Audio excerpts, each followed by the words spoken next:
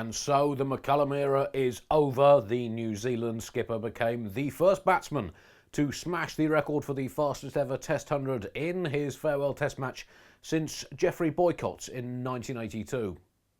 Jared, are you sure about this research? You are? Okay, good. McCullum splatterclunked Australia to all parts of the Hagley Oval using all parts of his bat, a century off what seemed like about 8 balls in a display of stroke-making, slogging, brilliance and luck that reportedly spontaneously incinerated a copy of the MCC coaching manual in a locked vault at Lords at a range of 13,000 miles. It turned the match. Admittedly, Australia turned the match back, but that is not the point.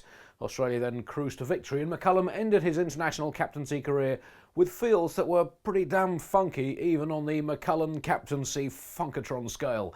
So full of raw, unadulterated funk, in fact, that they made James Brown look like he was singing medieval madrigals whilst dressed as a nun and buttering a sandwich. The funky feels didn't work, but that also is not the point with McCullum. They might have worked, like his record-breaking innings. It did work, but it might not have worked. I think that's the point. Anyway, I might have misread it. Few, if any, cricketers have had an impact so out of proportion with their own statistics. McCullum played significant, even landmark innings in all formats, but ended with a Test average of 38 and an ODI average of 30. Tragically, he was even out in his final innings, an agonising 11 balls short of the magical 10,000 balls faced in Test match cricket milestone, which might explain why everyone was so emotional at the end of the match. But judging McCullum by his batting stats is like judging Vincent van Gogh by his tax returns. They're basically irrelevant, and if anything, it just makes his impact on the sport even more impressive. Currently rather higher up the statistical scale, if not the cricketing affection scale, is Adam Voges, who regrettably once again spurned the chance to fake a career-ending injury when his average topped the 100 mark, or even not fake a career-ending injury and just give himself a career-ending injury. Well, Voges looking solid out there again, but he's chainsawed his leg off. But I think before he passed out, he quite clearly mouthed at the cameras, "Up yours, Bradman." Adam Voges' Test average currently sits at a solid 95 after 15 tests, and that, I think we can all agree, is a sentence no one ever expected to be said. In batting statistics, he's making Viv Richards look like Derek Pringle, give or take. And in future generations, our grandchildren will look at Voges' numbers with wide-eyed wonder and say, "Did you see Adam Voges' bat?" And we'll be able to look them in the eye and say, "I suppose I must have done." Meanwhile, tickets have just gone on sale for the ICC World T20. That's the 2016 ICC World T20. That is only 5 weeks before the tournament ends. A member of the tournament organising committee told ESPNcricinfo that an online lottery system for tickets is intended to streamline the high demand. He said, "We had to do a lottery system, otherwise when a traditional ticket counter opens up, 20,000 people queue up, the first 10,000 get tickets, and then there is a lathy charge. We have to move away from that culture."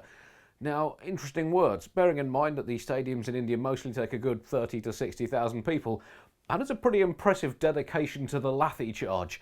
And easier, I suppose, to move away from the lathy charge culture by doing an online lottery, rather than just not whacking people with lathies for the heinous crime of not being quick enough to get in a queue.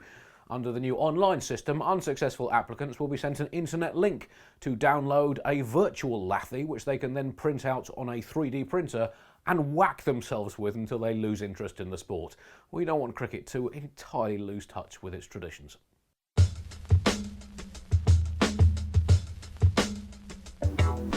So, Doc, excited? I'm always excited. I get to hang around with me the whole time. I was thinking more about the World T20 starting soon. Well, soon is a relative concept, Frederick.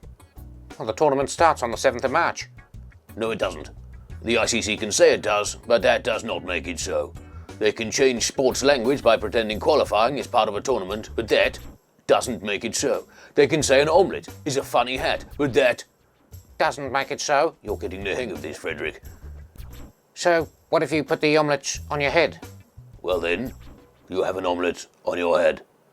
Steady on, Einstein, you're confusing me now. But surely the ICC can say how and when their own tournament is starting. Well, on recent evidence, they can barely tell us where they're playing the games, so I think the final say on when the tournament actually starts should be from me. And when is that then? When England go out. Oh, so you are saying, after all, it is starting soon? Brendan McCullum is retiring as the world's unofficial and official most popular player. Would you agree? Do they actually have rankings for this? Probably. I think they should. They might. He's certainly well ahead of Mohammed Ashraful, I think. I put him definitely ahead of. Just up here, yeah.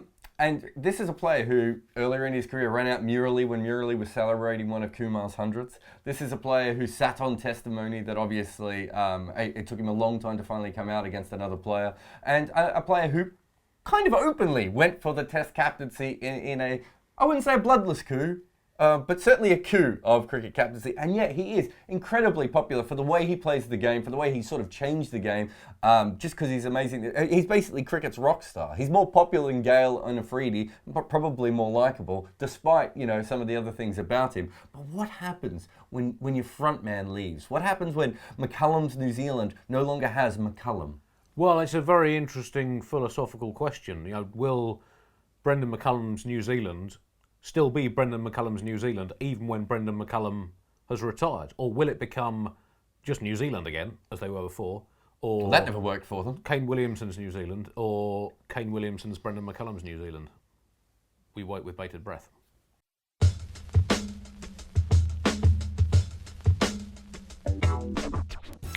So I see Boom Boom Afridi is considering coming out of the retirement he hasn't quite got into yet.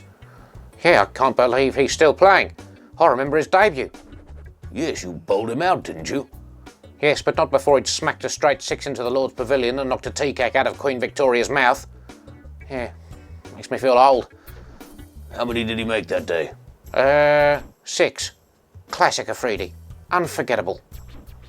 Andy, the tournament is about to start. Not the actual tournament, but the thing that the ICC are calling the tournament is about to start. I think it's time for a form guide. You've obviously been following this closer than most people. Very much so, Jared. Who's your wispy, smoky outsider? Well, I'd have to say, probably looking at the odds and the form, one of England, New Zealand, Pakistan, Sri Lanka, India, South Africa, Sri Lanka, West Indies, or Bangladesh. Okay. None of them are hot favourites. All of them, I would say, are outsiders with a chance of winning it. And so that makes Ireland and Afghanistan potential favourites? Not necessarily. I think they might be, slightly more outside in both the organisational sense and the likelihood of winning. But I think really, when you're looking for a tournament winner, you've got to look at the teams that have won it before and the teams that have not won it before, and it's probably going to come from one of those two groups. Andy, you obviously follow T20 as closely as anyone. You are sort of wedged within the fabric of the game at this point. You've talked about the teams, let's talk about the players. Tell us about young Sanchez of Pakistan. Well, I'm a terrific youngster off the Pakistan production line. He's dominated. I believe he played for the Grantham Grannies in the Lincolnshire Premier League last year. Expecting big things from young Sanchez. And what about Rubenstein from New Zealand? Yeah, him too. Yeah, terrific. They're all terrific players in this tournament. It's very hard to narrow it down to the ones that exist.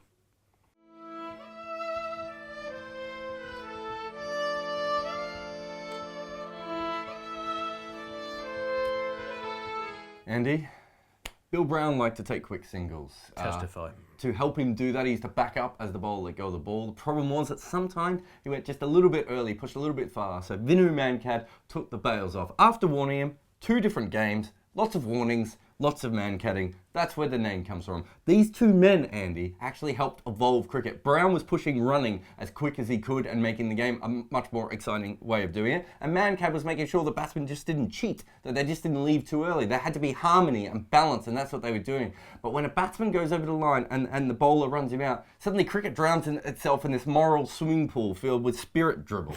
And if you don't want to be run out, stay behind the line. I mean, you're not accidentally or intentionally out of the crease. You're out of the crease. You're run out. You're gone. Did you think just because they put the line there for bowlers, do you think you get more chances because there are other people around and, batsmen, you're a special batsman. You deserve some sort of, gentlemanly thing. I don't understand your behaviour. If you're out of the crease, you get run out. Okay? You're not cheeky. It's not... I think you're getting a bit out of focus there. Cricket is out of focus, Andy. All right, mate. Yep. All right. I mean, if you don't want to be run out, play another sport like tennis.